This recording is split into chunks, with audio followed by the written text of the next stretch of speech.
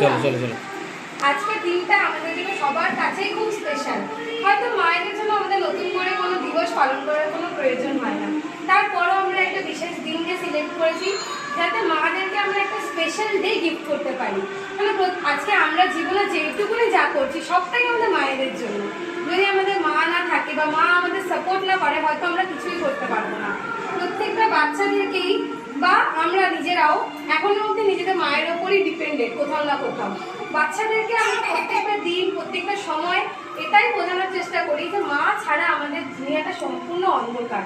সেই জন্য আজকের এই বিশেষ দিনটা অনুষ্ঠিত করা হয়েছে মাদেরকে ডেডিকেট করে, যেটা আমাদের মাদেরকে একটা সুন্দর রেসপেক্ট করা, সুন্দরভাবে তাদের যে জীবনে আমাদের যতটা গুরুত্ব আছে সেটাকে সবার সামনে প্রকাশ করা।